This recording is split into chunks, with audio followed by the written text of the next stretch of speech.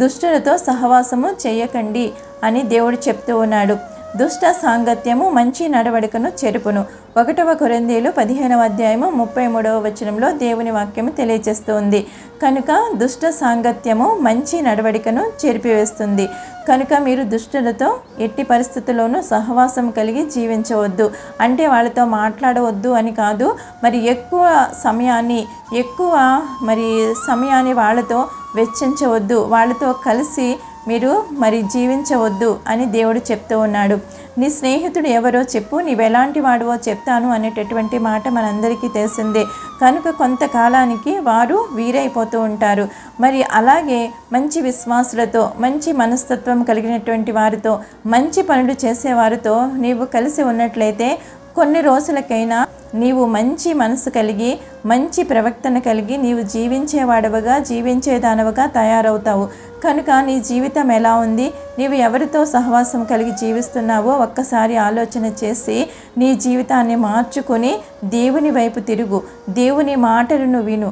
దేవుని వాక్యాన్ని ధ్యానించినట్లయితే నీ జీవితము మరి నీవు చక్కబరుచుకుంటూ ఉంటావు. మంచి మార్గము గుండా నీవు వెళ్ళడం జరుగుతూ ఉంటుంది. కనుక దేవుని వాక్యము ప్రతిదీ కూడా మనకి ఎంతో మంచి మార్గాన్ని చూపిస్తూ ఉంటుంది. దేవుడు చెప్పాడు, నేనే మార్గమును సత్యమును జీవమునై ఉన్నానని. ఆ మార్గాన్ని దేవుడు మనకి ఇచ్చాడు. ఆయన మార్గము ప్రకారంగా మనం జీవించినట్లయితే మన జీవితము ధన్యమవుతూ ఉంటుంది. కనుక అట్లాగా మన జీవితాన్ని మార్చుకోవడానికి మనము ప్రయత్నం చేయాలి. అలాగే దేవుడు చెప్తూ ఉన్నాడు కీర్తనలు 1వ అధ్యాయంలో, దుష్టుల ఆలోచన చొప్పున నడవక, పాపుల మార్గమున నిలవక, అపహాసకులు కూర్చుండు చోటన కూర్చుండక, యెహోవా ధర్మశాస్త్రమునందు ఆనందించుచు దివారాత్రము దానిని ధ్యానించువాడు ధన్యుడు. దుష్టులు అలాగున నుండక గాలి చెదరగొట్టు పొట్టువలే నుందురు. దుష్టుల మార్గము నాశనమునకు నడుపును.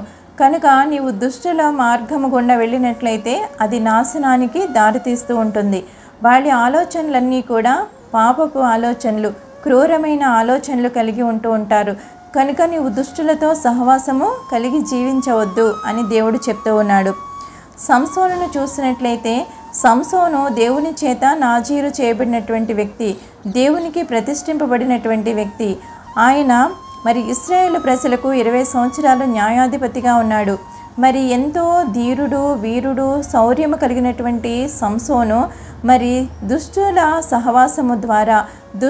సహవాసము ద్వారా తన జీవితాన్ని కోల్పోయాడు. పచ్చి గాడిద దవడ ఎముకతో 1000 మందిని హతమార్చినటువంటి గొప్ప వీరుడు, గొప్ప మరి బల శౌర్యము కలిగినటువంటి వాడు ఏమైపోయాడు? దెలీలా అనేటటువంటి వేశ్య సహవాసము ద్వారా తన శక్తిని కోల్పోయాడు. ఎంతో చక్కటి శక్తిని, మంచి బలాన్ని దేవుడు సంసోనికి ఇచ్చాడు. కానీ దేవుని నుంచి దూరమైపోయాడు, పాపములో పడిపోయాడు, పాపపు ఊబిలో కూరుకుపోయి తన బలాన్నంతా కోల్పోవలసి వచ్చింది. మరి ఎంతో కళ్ళను పెరికివేశారు.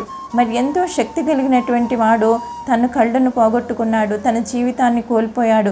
అట్లాంటి పరిస్థితి గుండా దుష్టుల సహవాసము ద్వారా అలాంటి పరిస్థితులకు వెళ్ళిపోతూ ఉంటారు. కనుక అట్లాగే వెళ్లకుండా మనము దేవునితో సహవాసము కలిగి జీవించినట్లయితే, దేవునితో మనము కలిసి ఉన్నట్లయితే మన జీవితాన్ని చక్కగా భద్రం చేసుకోగలుగుతూ ఉంటాము.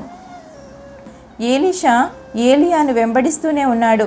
నీవిక్కడ ఆగిపో, దేవుడు నన్ను పలానా చోటుకు వెళ్ళమంటున్నాడు అని చెప్పిన యెహోవా జీవముతోడు, నీ జీవముతోడు నేను నిన్ను విడిచిపెట్టను, నేను నిన్ను వెంబడిస్తూనే ఉంటాను అని మరి ఏలియానే వెంబడిస్తూ వెళ్ళిపోయినటువంటి ఏలీషా జీవితంలో ఎంత అద్భుతమైనటువంటి శక్తిని పొందుకున్నాడో కదా.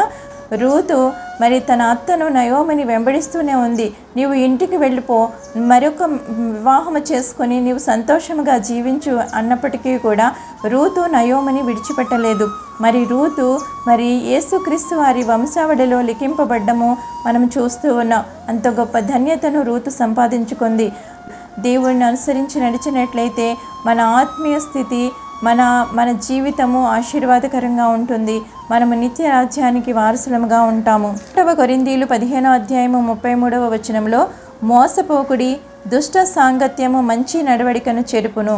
కనుక దుష్ట సాంగత్యము మంచి నడవడికను చెరిపివేస్తుంది. గలతీయులు 6వ అధ్యాయము 7-8 వచనంలో చూస్తే, మోసపోకుడి, దేవుడు వెక్కిరింపబడుడు. మనుషుడు ఏమి విత్తునో ఆ పంటనే కోయును. నీవు ఏ విత్తనాన్నైతే విత్తుతావో ఆ పంటను నువ్వు తప్పనిసరిగా కోస్తావు. కనుక నీవెలాగ జీవిస్తున్నావో, నీవెలాగ చూస్తున్నావో, నీ ప్రవర్తన ఎలా ఉందో అదంతా కూడా దేవుడు చూస్తూ ఉన్నాడు. నీవు చేస్తున్నటువంటి పనికి ప్రతిఫలము నీవు అనుభవిస్తావు. కనుక నీవు మంచి ప్రవర్తన కలిగి మంచిగా నీవు జీవించినట్లయితే నువ్వు బహుగా ఫలిస్తావు, ఫలించెడు కొమ్మగా ఉంటావు. కనుక దేవుని యందు భయభక్తులు కలిగి చెడు మార్గాన్ని విడిచిపెట్టి దేవుని యందు విశ్వాసము కలిగి దేవునిని పట్టుకుని ఆయనను వెంబడించి నీ జీవితము ముందుకు కొనసాగించు. 1వ పేతురు 5వ అధ్యాయము 8వ వచనంలో, నిబ్బరమైన బుద్ధి గలవారే మెలకుగా ఉండుడి. మీ విరోధి అయిన అపవాది గర్జించు సింహం వలె ఎవరిని మృంగుదునా అని వెదుకుచూ తిరుగుచూ ఉన్నాడు. కనుక అపవాది చాలా భయంకరంగా ప్రయత్నిస్తూ ఉంది. ఆ విషయం అందరికీ తెలిసిందే కదా. కనుక అపవాది గర్జించు సింహము వలె ఎవరిని మృంగుదునా అని వెదుకుచూ తిరుగుచూ ఉందంట. కానీ మరి ఆ సాతాను కోరలకు మనము చిక్కకుండా ఉండాలి అంటే మనము మెలకువ కలిగి ప్రార్థన చేస్తూ ఉండాలి. ఆ సాతాను కోరలకు మనం అందకుండా మరి దేవుని భద్రతలో మనము మరి ఆయన కాపుదలలో మనము ఉండాలి. ఆయన వాక్యము, ఆయన పరిశుద్ధాత్మ శక్తి మనకు కావలాగా ఉంటూ ఉంటుంది.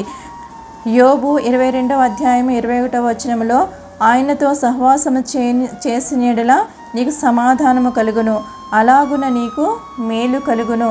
నీవు దేవునితో సహవాసము చేస్తే నీకు సమాధానము కలుగుతుంది, అలాగా నీకు మేలు కలుగుతూ ఉంటుంది. కనుక నీకు సమాధానం లేకపోతే నీవు దేవుని దగ్గరికి వచ్చినట్లయితే నీకు శాంతి సమాధానము కలుగుతుంది. దానితో పాటు దేవుడు నిన్ను ఆశీర్వదిస్తాడు. నీకు సమాధానాన్ని ఇచ్చేవాడు, శాంతిని ఇచ్చేవాడు, ఆశీర్వాదాన్ని ఇచ్చేవాడు ఆ దేవాది దేవుడు ఒక్కడే. నీకు శాంతి లేదని, సమాధానం లేదని ఈ లోక సంబంధమైన ఆచారాలకు, ఈ లోక సంబంధమైన వారితో నీ సహవాసము కలిగి జీవించినట్లయితే మరి దుష్ట సాంగత్యము మంచి నడవడికను చెరుపుతుంది. దుష్టుని మార్గము నాశనమునకు నడుపుతూ ఉంటుంది. కనుక నీవు దేవునితో సహవాసము కలిగి జీవిస్తే నీకు శాంతి సమాధానము కలుగుతూ ఉంటుంది, అలాగున నీకు మేలు కలుగుతూ ఉంటుంది. అట్టి కృపా దీవెన దేవుడు మనందరికీ దయచేయునుగాక. ఆమేన్.